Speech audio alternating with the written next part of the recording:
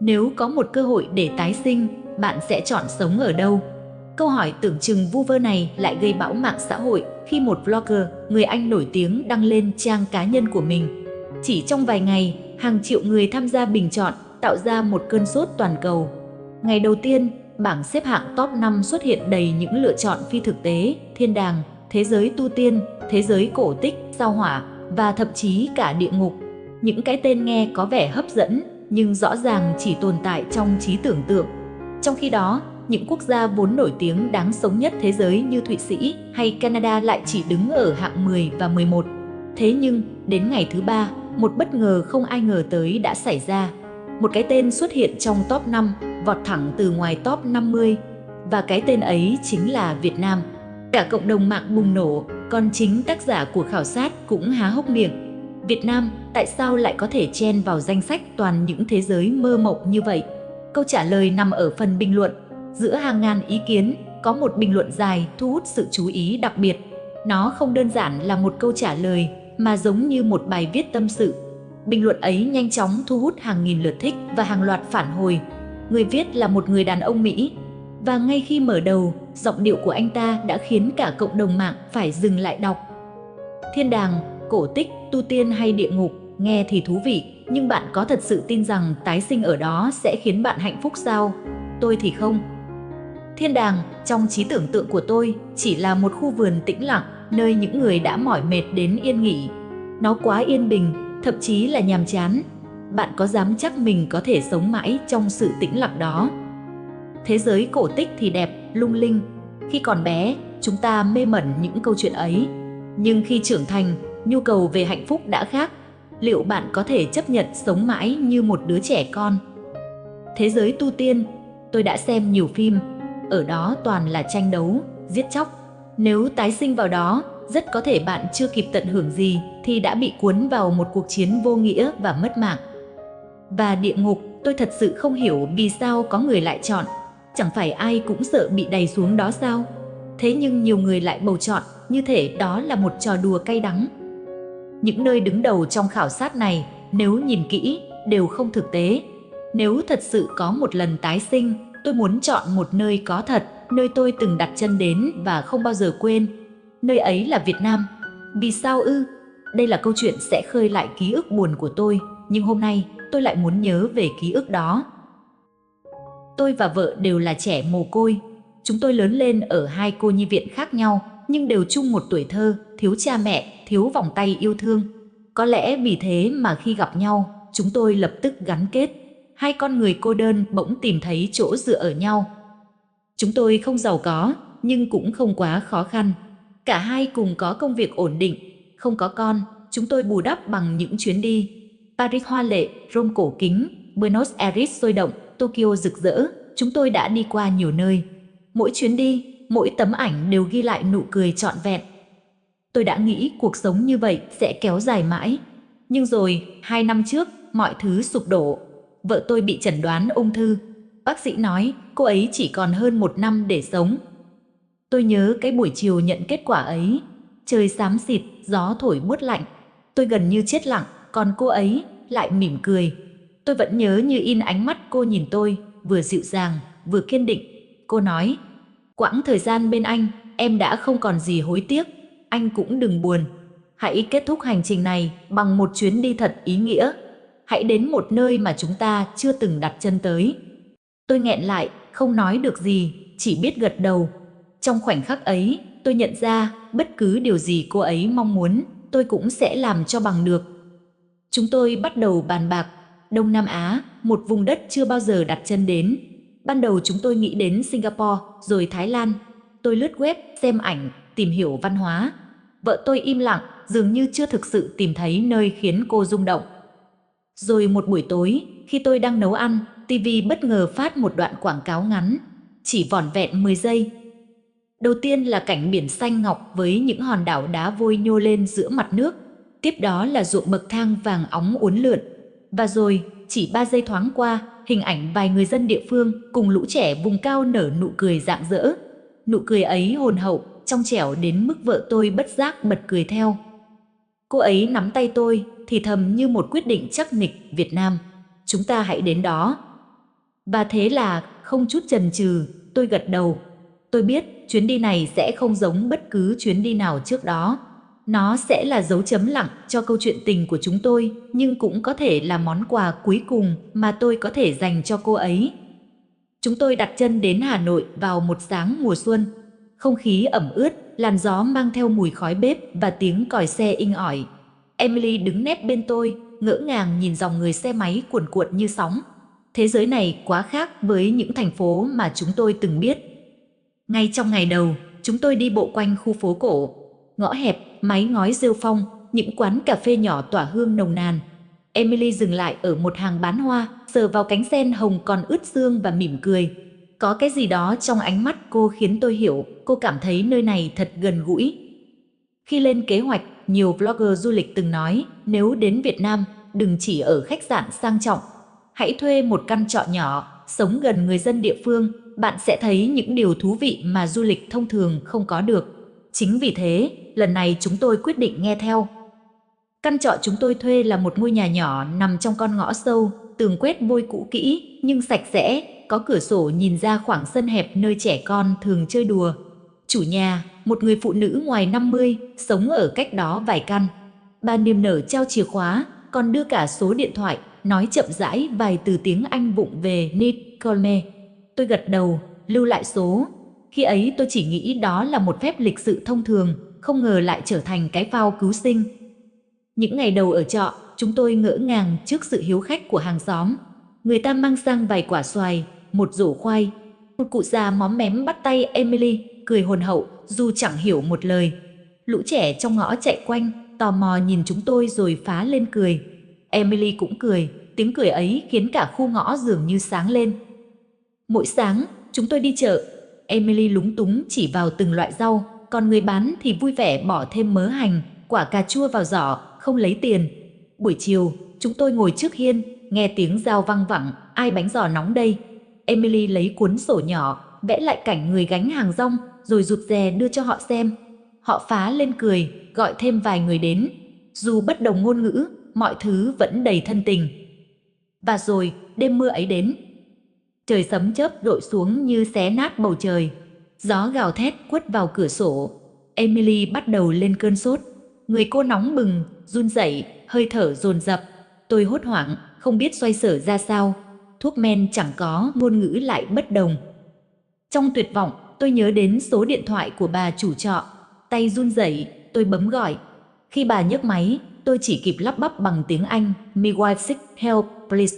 Tôi không biết bà có hiểu gì không, nhưng giọng nói gấp gáp và run rẩy của tôi chắc hẳn đã truyền đi sự khẩn cấp. Chưa đầy 5 phút, tiếng gõ cửa vang lên. Bà chủ trọ xuất hiện, áo mưa còn nhỏ giọt nước, mặt lo lắng. Nhìn Emily nằm mệt lả trên giường, bà lập tức chạy đi gọi hàng xóm. Và như một phép màu, chỉ chốc lát sau, cả xóm đã tụ tập. Người chạy đi lấy thuốc, người mang cháo nóng, người đưa khăn ấm để lau người cho Emily. Một thanh niên mặc áo mưa phóng xe đi tìm bác sĩ. Mọi người nói rối rít bằng tiếng Việt, tôi không hiểu, nhưng ánh mắt, bàn tay họ thì đầy quan tâm. Trong căn nhà nhỏ, không còn khoảng cách nào nữa. Họ, những con người xa lạ, đối xử với chúng tôi như người thân. Emily mệt mỏi mở mắt, thấy quanh mình toàn gương mặt ân cần. Cô nắm tay tôi, khó nhọc mỉm cười. Tôi biết, trong giây phút ấy, cô cảm nhận được tình yêu thương của cả một cộng đồng. Tôi ngồi bên cạnh, nước mắt lặng lẽ chảy xuống. Tôi khóc không chỉ vì lo sợ mất vợ, mà còn vì xúc động. Ở nơi xa lạ này, giữa cơn mưa đêm, chúng tôi không hề đơn độc. Những người chẳng cùng ngôn ngữ, chẳng cùng quốc tịch, lại sẵn sàng thức trắng một đêm để lo lắng cho cô ấy. Sau câu chuyện, người đàn ông Mỹ khép lại bình luận của mình bằng những dòng khiến ai đọc cũng lặng đi. Tôi không biết thiên đàng, cổ tích hay thế giới tu tiên có tồn tại hay không. Nhưng tôi chắc chắn một điều, nếu được tái sinh, tôi sẽ chọn Việt Nam. Vì ở nơi ấy, tôi đã thấy nụ cười cuối cùng hạnh phúc nhất của vợ mình. Và có lẽ, cũng là nơi tôi tin rằng, một cuộc đời mới có thể bắt đầu. Sau khi đọc xong câu chuyện dài của người đàn ông Mỹ, vlogger người Anh ngồi lặng đi. Trên gương mặt anh hiện rõ sự bối rối, có phần xúc động. Bàn tay vô thức cuộn tròn lại, như muốn giữ chặt điều gì đó trong lòng. Một thoáng im lặng trôi qua, anh hít sâu rồi kéo chuột xuống, tìm đến những bình luận khác. Ánh mắt anh dừng lại ở một dòng chữ ngắn hơn, nhưng ngay lập tức gây chú ý. Bình luận này đến từ một cô gái Nhật Bản. Tôi sinh ra và lớn lên ở Tokyo. Cuộc sống của tôi, từ bé đến lớn, là những ngày tháng gắn liền với hai chữ thành tích. Ở trường, tôi luôn phải đứng trong top đầu. Vào đại học, tôi phải đạt học bổng. Ra trường, tôi được nhận vào một công ty lớn, giấc mơ của bao người. Nhưng chính từ lúc đó, tôi bắt đầu kiệt sức. Mỗi ngày, tôi rời nhà khi trời chưa sáng, trở về khi thành phố đã lên đèn. Những bữa ăn vội vã chỉ là cơm hộp lạnh ngắt, ăn một mình trước màn hình vi tính. Tôi sống giữa hàng triệu người, nhưng chưa bao giờ thấy mình bớt cô đơn. Có những buổi tối, tôi đứng ở ga Shinjuku đông nghẹt người, mà lòng trống rỗng đến mức muốn biến mất. Tôi không sụp đổ ngay, mà héo mòn từng chút một. Cho đến một ngày, bác sĩ nói tôi bị suy nhược thần kinh. Tôi nhớ lúc đó mình đã nghĩ, vậy là hạnh phúc thật sự nằm ở đâu? Cơ hội tình cờ đưa tôi đến Việt Nam. Công ty cử tôi sang Hà Nội công tác ngắn hạn. Tôi chẳng kỳ vọng gì, trong đầu chỉ nghĩ sẽ tiếp tục guồng quay như cũ ở một đất nước xa lạ. Nhưng rồi, chỉ sau vài ngày, mọi thứ thay đổi. Tôi được sắp xếp làm việc trong một văn phòng nhỏ. Điều khiến tôi bất ngờ không phải công việc mà là giờ ăn trưa. Thay vì mỗi người tự lo cơm hộp như ở Nhật, các đồng nghiệp Việt Nam thường rủ nhau góp tiền, cùng gọi đồ ăn về hoặc nấu nướng đơn giản ngay tại văn phòng. Lần đầu tiên, tôi được ngồi ăn trong tiếng cười nói rộn ràng. Một chị đồng nghiệp gắp cho tôi miếng cá kho, mùi gừng cay nồng, vị mặn ngọt thấm đẫm. Một anh khác đưa cho tôi bát canh rau muống, dặn dò, ăn đi, giải nhiệt tốt lắm. Tôi không hiểu hết tiếng Việt, nhưng tôi hiểu qua ánh mắt và nụ cười. Bữa cơm ấy giản dị thôi, một nồi cơm nóng, vài món mặn, một nồi canh. Nhưng đó là lần đầu tiên sau nhiều năm, tôi cảm nhận được niềm vui thật sự khi ngồi ăn cùng người khác. Không còn im lặng nặng nề, không còn chiếc hộp cơm lạnh lẽo, chỉ có sự sẻ chia và tiếng cười. Tôi bắt đầu mong chờ mỗi buổi trưa. Công việc vẫn áp lực, nhưng tôi biết sau đó sẽ có một khoảng thời gian ngắn ngủi được ngồi cùng mọi người, lắng nghe câu chuyện về gia đình họ, về món ăn quê nhà, về những chuyện rất đời thường. Có một hôm, tôi lỡ khóc vì nhớ lại cảnh mình từng ăn một mình ở Tokyo. Một chị đồng nghiệp vỗ nhẹ vai tôi, cười hiền, ở đây, em không bao giờ phải ăn một mình nữa. Câu nói ấy, đến tận bây giờ tôi vẫn nhớ. Nó không phải một lời hứa lớn lao, nhưng đủ để xoa dịu những vết nứt trong lòng tôi. Thời gian công tác ở Việt Nam trôi qua nhanh. Ngày chia tay, cả văn phòng cùng tổ chức một bữa cơm nhỏ. Họ nấu những món tôi thích nhất, phở cuốn, nem rán, canh chua. Tôi ngồi giữa họ, cười mà nước mắt cứ chảy xuống. Khi trở về Nhật, guồng quay công việc vẫn vậy, nhưng tôi đã khác. Tôi hiểu rằng hạnh phúc không nằm trong số giờ làm thêm hay trong bảng thành tích treo trên tường. Hạnh phúc đến từ những giây phút kết nối, một bữa cơm chung, một cái gắp thức ăn, một câu nói giản dị. Nếu thật sự có một cơ hội tái sinh, tôi không chọn một thế giới xa vời nào cả. Tôi sẽ chọn Việt Nam, nơi tôi học lại cách mỉm cười trong bữa ăn. Vlogger người Anh đọc đến đây, bàn tay anh dừng hẳn trên chuột. Trên gương mặt thoáng hiện sự xúc động. Một câu chuyện không ồn ào, không bi kịch, chỉ là vài bữa cơm đơn giản, nhưng lại đủ sức khiến một con người tìm lại chính mình. Anh khẽ thì thầm, Việt Nam, lại là Việt Nam. Sau câu chuyện của cô gái Nhật Bản, vlogger người Anh ngả lưng ra ghế, mắt khẽ nhắm lại. Những lời kể, tưởng chừng đơn giản, cứ xoáy sâu vào anh. Anh thở dài, rồi kéo chuột xuống tiếp. Và ở ngay đó, một bình luận khác hiện ra với dòng mở đầu. Một bình luận khác đến từ một du khách Canada. Tôi là một chàng trai Canada, 32 tuổi. Tôi từng rong ruổi qua nhiều đất nước, từ châu Âu tới Nam Mỹ. Việt Nam, ban đầu, chỉ là một điểm đến tình cờ. Tôi nghe bạn bè kể về những con đường núi ngoằn ngoèo, những bản làng xa xôi, nên quyết định thuê một chiếc xe máy để tự mình khám phá. Ngày hôm ấy, trời nắng gắt, tôi phóng xe trên con đường miền núi phía Bắc, hai bên là núi xanh dựng đứng, dưới chân là vực sâu hun hút. Tôi thấy mình như một kẻ tự do, gió tạt vào mặt, tim đập rộn ràng. Nhưng rồi, chỉ một khúc cua gấp, bánh xe trượt trên nền đá răm. Tôi mất lái, cả người lẫn xe lao xuống sườn dốc. Khoảnh khắc ngã xuống, tôi nghĩ mình sẽ chết ở đây. Trên đất khách, không ai biết đến cái tên mình. Tôi tỉnh dậy khi mặt trời đã ngả, cơ thể đau nhức, chân trái máu chảy ròng ròng. Tôi không thể cử động nổi, xung quanh chỉ là rừng núi, im lặng đến rợn người. Tôi cố hét lên, nhưng giọng khản đặc. Tôi nghĩ, có lẽ chẳng ai nghe thấy. Thế rồi, từ xa, vang lên tiếng người gọi nhau bằng tiếng Việt. Vài bóng dáng xuất hiện trên sườn dốc. Họ là những người dân bản địa, dáng người gầy gò, áo quần sơn bạc. Một cụ ông, một thanh niên, vài phụ nữ. Họ lao xuống, hò hét, cùng nhau nâng tôi dậy. Tôi nghe họ nói với nhau liên hồi, chẳng hiểu gì, nhưng trong ánh mắt họ là sự lo lắng thật sự.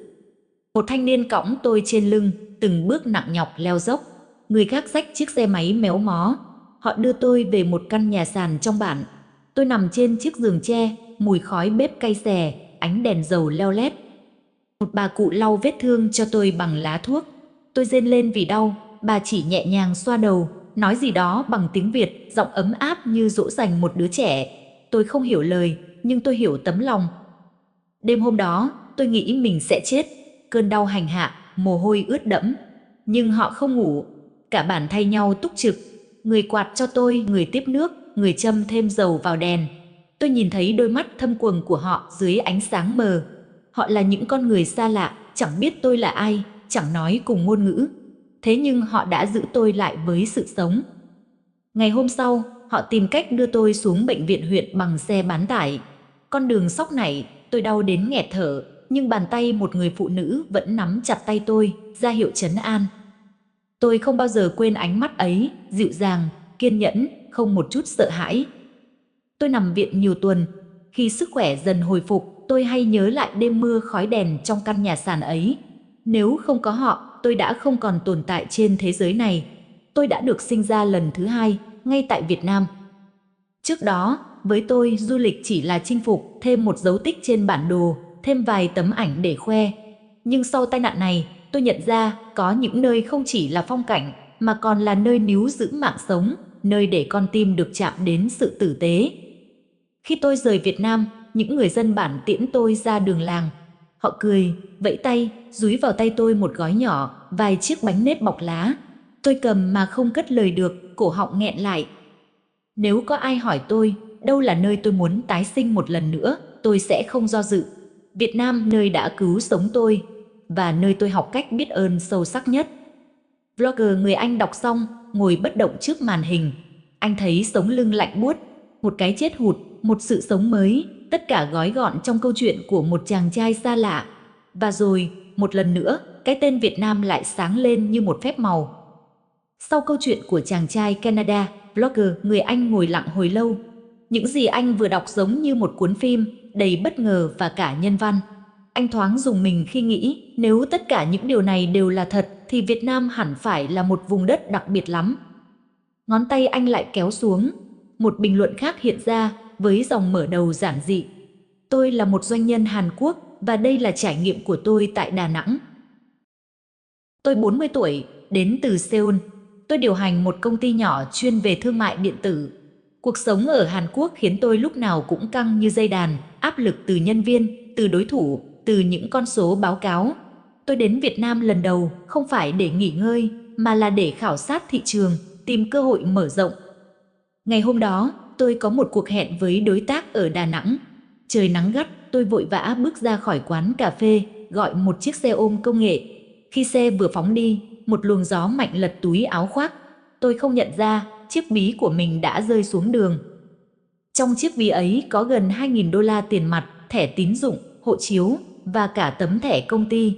Tôi chỉ phát hiện ra khi đã ngồi trong văn phòng đối tác. Cảm giác khi đó như có ai dội một xô nước lạnh lên đầu. Tim tôi đập dồn dập, mồ hôi túa ra khắp lưng. Tôi nghĩ mất rồi, mọi thứ mất hết rồi, làm sao về nước được nữa. Tôi hoảng loạn, thậm chí không còn tâm trí để nói chuyện tiếp. Tôi xin lỗi đối tác rồi chạy ra ngoài, không biết phải làm gì.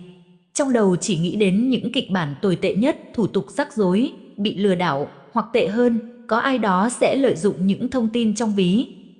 Nhưng khi tôi vừa bước ra cổng văn phòng, một người đàn ông dừng xe trước mặt tôi. Anh mặc áo khoác xe ôm màu xanh, dáng người gầy, làn da rám nắng. Anh giơ chiếc ví lên và nói bằng tiếng Việt, giọng lơ lớ vài từ tiếng Anh, ví của anh rơi. Tôi đứng sững lại, tim tôi như ngừng đập trong thoáng chốc. Tôi run run mở ví ra, tất cả vẫn còn nguyên, tiền, thẻ, hộ chiếu, không thiếu một đồng. Tôi ngẩng lên, nước mắt bất giác dâng tràn. Tôi lắp bắp, cảm ơn rất nhiều.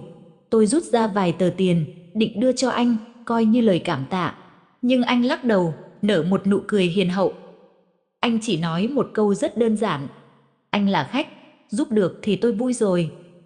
Tôi không biết phải đáp lại sao, chỉ cúi đầu thật sâu, cố gắng kìm những giọt nước mắt đang trực trào. Tối hôm đó, tôi đi dọc bãi biển Đà Nẵng, gió thổi mát rượi. Tôi nghĩ rất nhiều. Ở Seoul, tôi đã quen với những cuộc đua không ngừng nghỉ, nơi mọi người chỉ nhìn nhau như đối thủ, nơi tiền bạc là thước đo của giá trị. Tôi chưa từng nghĩ sẽ có một người xa lạ, không liên quan gì đến mình, sẵn sàng trả lại tất cả mà không đòi hỏi bất cứ điều gì. Câu nói giúp được thì tôi vui rồi vang mãi trong đầu tôi. Tôi nhận ra có lẽ mình đã sống quá lâu trong một thế giới mà sự tử tế bị coi thường, và khi đối diện với nó, tôi bỗng thấy choáng ngợp. Từ hôm đó, tôi bắt đầu thay đổi. Trở về Seoul, tôi không còn chăm chăm vào con số lợi nhuận như trước. Tôi dành thời gian để lắng nghe nhân viên nhiều hơn, sẵn sàng giúp đỡ họ như cách người tài xế kia đã giúp tôi. Tôi hiểu rằng thành công không chỉ nằm ở việc mình kiếm được bao nhiêu, mà còn ở việc mình có thể mang lại bao nhiêu niềm tin và sự ấm áp cho người khác. Và nếu một ngày nào đó tôi có cơ hội tái sinh, tôi muốn mình được bắt đầu ở Việt Nam. Vì nơi đó đã dạy tôi bài học quý giá nhất, đôi khi hạnh phúc chỉ đơn giản là thấy người khác mỉm cười. Vlogger, người Anh dừng lại, ngả lưng vào ghế. Trong căn phòng tối, anh cảm giác như những câu chuyện này đang lần lượt khắc sâu vào tim mình. Một lần nữa, cái tên Việt Nam lại sáng lên, không phải bởi phong cảnh, không phải bởi danh tiếng, mà bởi sự tử tế giản dị đến lạ thường. Anh nhắm mắt thì thầm, có lẽ mình phải tận mắt chứng kiến mới được. Những ngón tay vlogger, người Anh lại tiếp tục cuộn xuống. Hết bình luận này đến bình luận khác, và anh bắt đầu nhận ra một điều kỳ lạ, tất cả đều có một điểm chung, đó là Việt Nam. Có người kể về chuyến đi ngắn ngủi tới Hội An, nơi họ ngồi bên bờ sông thả hoa đăng, bất chợt được một cụ bà địa phương nắm tay, chỉ cách khấn nguyện và mỉm cười chúc phúc. Có người nhắc đến những ngày lạc trong ngõ nhỏ Sài Gòn, nơi quán bún riêu chỉ rộng vài mét vuông, nhưng bà chủ quán cứ khăng khăng múc thêm cho tô đặc biệt mà không nhận thêm tiền. Một du khách người Pháp viết rằng Việt Nam đã thay đổi cả gu ẩm thực của anh. Bởi chính trong một buổi chiều ngồi ăn bún chả vỉa hè Hà Nội, anh nhận ra hạnh phúc đôi khi chỉ nằm ở khói than cay xè, ở vị ngọt mặn đậm đà, và ở tiếng cười ồn ào của những người xa lạ ngồi sát cạnh nhau trên chiếc ghế nhựa nhỏ xíu. Rồi một bà mẹ trẻ người Úc kể về lần con trai mình bị lạc ở công viên tại Đà Lạt. Cậu bé hoảng loạn, khóc nấc, nhưng một nhóm sinh viên Việt Nam đã lập tức chạy lại, dỗ dành, mua cho cậu bé cây kẹo bông gòn, rồi kiên nhẫn tìm cách đưa bé trở về với mẹ. Bà viết, lúc ôm con trai vào lòng, tôi đã khóc. Vì tôi biết, ở một đất nước xa lạ, có những con người không quen biết sẵn sàng lo cho con tôi như chính con của họ. Càng đọc vlogger, càng cảm thấy trái tim mình rung lên từng nhịp. Không phải cảnh đẹp choáng ngợp, không phải những tòa nhà lộng lẫy, mà chính là những điều nhỏ bé, giản dị ấy, sự tử tế, chân thành mới khiến Việt Nam trở thành biểu tượng của một nơi đáng để tái sinh. Đọc đến đây, tôi chỉ muốn nói một điều. Nếu bạn hỏi tôi vì sao Việt Nam lại xuất hiện trong top 5, câu trả lời là vì nơi đó không chỉ nuôi dưỡng sự sống, mà còn nuôi dưỡng tâm hồn. Trích một bình luận từ người dùng ẩn danh. Màn hình vẫn sáng, những dòng chữ vẫn nối dài, nhưng vlogger người Anh không còn cuộn xuống nữa. Anh buông chuột, ngả lưng vào ghế, mắt nhìn xa xăm.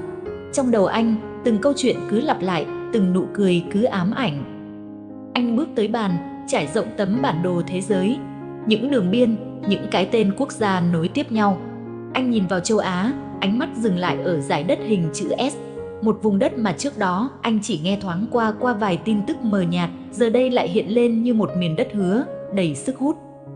Ngón tay anh khẽ chạm vào chữ Việt Nam in trên bản đồ. Trong căn phòng tối, anh thì thầm, gần như chỉ nói cho riêng mình nghe. Có lẽ tôi sẽ phải đến Việt Nam một lần, để tận mắt chứng kiến. Anh nhắm mắt lại, và lần đầu tiên sau nhiều năm, nơi sâu thẳm trong anh lóe lên một thứ cảm xúc rất lạ, khát vọng được chạm vào sự tử tế thật sự. Và còn bạn thì sao? Nếu có một cơ hội để bắt đầu lại, một lần tái sinh trong cuộc đời, bạn sẽ chọn nơi nào? Hãy để lại suy nghĩ của bạn dưới phần bình luận. Và nếu bạn muốn tiếp tục đồng hành cùng những câu chuyện như thế này, đừng quên nhấn đăng ký kênh Kể Chuyện Xuyên Việt